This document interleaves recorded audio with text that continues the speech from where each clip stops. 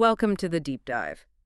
Today, we're not just looking at a moment in history. We're tracing what feels like a moral fracture line, one that ran right through the heart of the Italian Renaissance. We're heading to Florence, 1537, a city you probably know for its incredible beauty, but at this particular moment, it's a city that's really being choked by absolute power. This is a deep dive into that collision of art, power, and, well, ethics.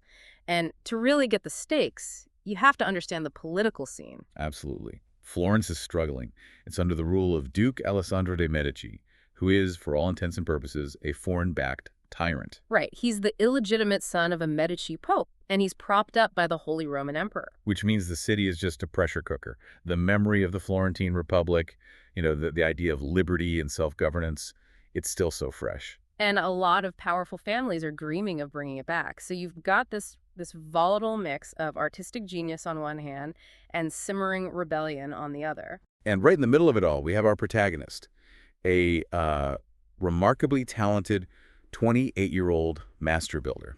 His name is Giuliano Vasari. His crowning achievement was this massive, state-of-the-art fortress, the Fortezza di Basso, the ultimate symbol of Medici military power.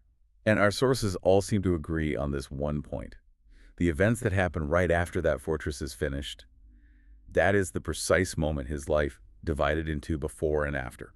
So our mission today, as we get into these sources, is to really understand the true cost of choosing your conscience over your career.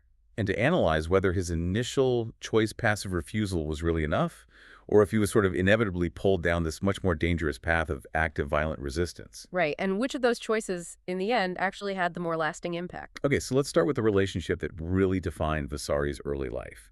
He and Alessandro the Duke. For 15 years, he was part of the Medici household. The sources say he was treated like brothers with Alessandro. This wasn't just business. Not at all. It was deep patronage. The Medicis took him in after his father, who was a stonemason, died. The Duke was his friend, and Vasari was his star architect. Which makes the Duke's next commission feel like such a profound personal betrayal. It's delivered on top of the Fortezza di Basso, his masterpiece. Alessandro tells him he needs a second citadel, a new stronghold. But this one, it's not for defending Florence from invaders. No, the Holy Roman Emperor's got that covered. This new fortress was designed explicitly to control the enemy within. And the location they chose, it just makes the intent so chilling. The sacred hill of San Miniato al Monte looking down over the whole city. If the Fortezza di Basso was the Duke's military handshake, this new citadel, this was going to be his iron fist. Vasari, who understood geometry and power better than anyone, must have seen it instantly. He did. He understood building this fortress wasn't defense. It was, as one source puts it, planting a boot on the city's throat. He would be turning his art against his own people. Using his skills, the very thing that made him great, to enforce one man's oppression. I mean, that realization must have been absolutely gutting. How did Alessandro even try to justify it? He used pure, cold Machiavellian logic. He argued the fortress wasn't an instrument of violence, but a deterrent, something to preserve peace. His logic was that if the Republicans knew they could be crushed from that high ground, they wouldn't even dare to rise up. So the fortress creates stability. It's such a clean piece of authoritarian reasoning, and Vasari pushes back. He does. He argues the citizens aren't the enemy. He's pleading for the city's soul. But Alessandro isn't interested in morality. He's interested in power. And you can feel the shift in the sources. The friendly Alessandro becomes the formal Duke Alessandro. The friend becomes master architect. The request becomes an order. And what happens when Vasari still says no? Ruin. Immediate, total ruin. He's stripped of his patronage, his workshop, everything. He has to go find work across the Arno River in Oltrarno, working as a common stonemason.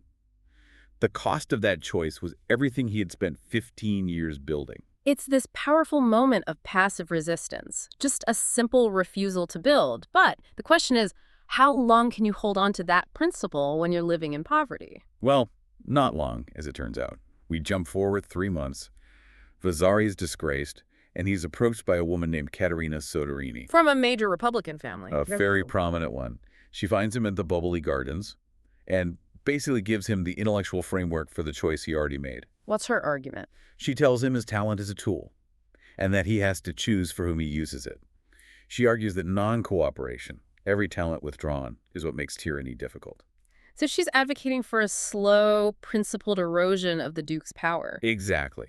But 3 months of hard labor, watching the Duke's inferior plans for the citadel move forward anyway, that must have changed his thinking. He realizes that his principled suffering isn't actually stopping the prison from being built. And that's the shift. He moves from passive refusal to action. He accepts an invitation from the exiled Strozzi family to travel to Rome. The Strozzi, major Medici rivals, incredibly wealthy, and plotting a comeback. This is the moment he crosses the line. He goes from refusing to build to agreeing to help tear something down. And fate just seems to push him right along. On the road, he rescues a gentleman, Paolo Orsini, who turns out to be a key Republican agent. Right. They decide to travel to Rome together. And this kind of cements his personal commitment to the cause before he even meets the main conspirators. And when they get to Rome, the plot takes shape. It's led by Filippo Strozzi, a banker who is funding the whole operation. Yeah, and the plan is? Yeah. It's simple and it's brutal. Assassination first, followed immediately by a military coup. A coup using 200 professional mercenaries that Strozzi has secretly funded and quartered near Perugia. And this is where Vasari's expertise becomes so tragically ironic. They don't ask him to build a palace. They ask him how to destroy his own creation. They need him to tell them how to take the Fortezza di Basso. Specifically, how to exploit a weakness known only to him, the architect. A hidden sally port, a secret entrance on the north side. This secret door would let their men get inside and seize the fortress, turning the greatest symbol of Medici power against the Duke himself. He has to betray his own art to save his city. It's an incredible dilemma. And who do they choose for the assassination itself, the central figure? It's Lorenzino de Medici, Alessandro's own cousin and close friend. Which is just fascinating. It speaks to the psychological cost of all this. Lorenzino is the one who agrees to hold the dagger. And in the sources, he confesses he actually loves Alessandro, his friend, but he's driven by this higher belief. That he has to save Florence from forgetting what it meant to be free. He's afraid the city is getting comfortable with being oppressed. The terrifying burden to carry. To kill someone you love for an abstract good, but then the conspiracy just starts to unravel. It does. Their local agent in Florence, Paolo Orsini, the man Vasari rescued, he gets arrested. He was asking too many questions about the fortress garrison. He dies under torture, presumably taking poison so he wouldn't betray the plot. The first life is lost. And with their man on the ground gone, the whole thing is at risk. They have to move, and they have to move now before Alessandro's suspicions grow. Lorenzino decides he has to act alone. He resolves to kill the Duke himself. The date is set for early January 1538. On January 5th, he lures Alessandro to his house. Using the oldest trick in the book, he promises a secret meeting with a beautiful mistress.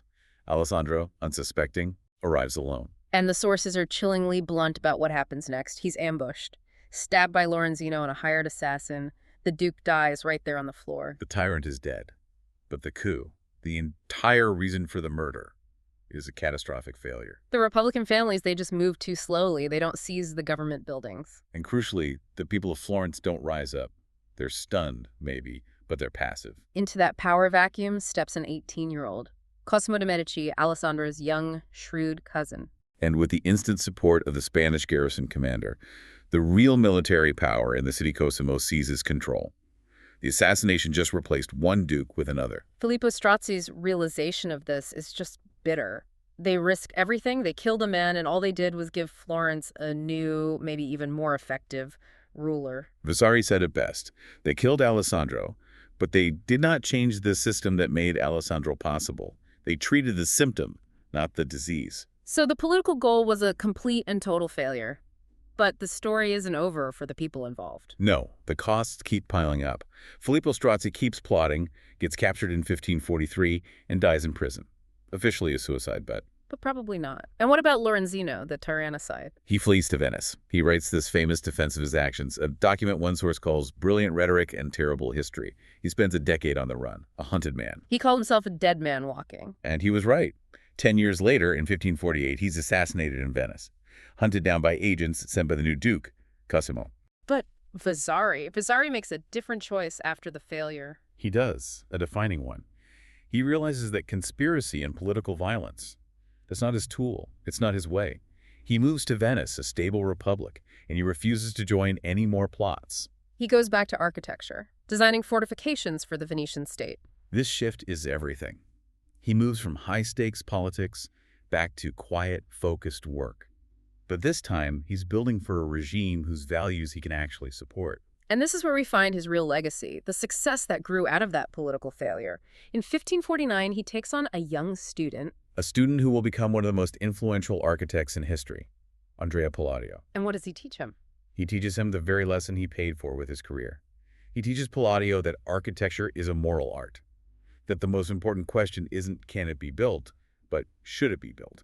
That is the principle he learned from being asked to build a prison and then having to help destroy his own masterpiece. Vasari dies in 1562, respected and at peace in Venice. And his students, they give him the perfect epitaph. They inscribe on his tomb the Latin phrase, edificare est elegere.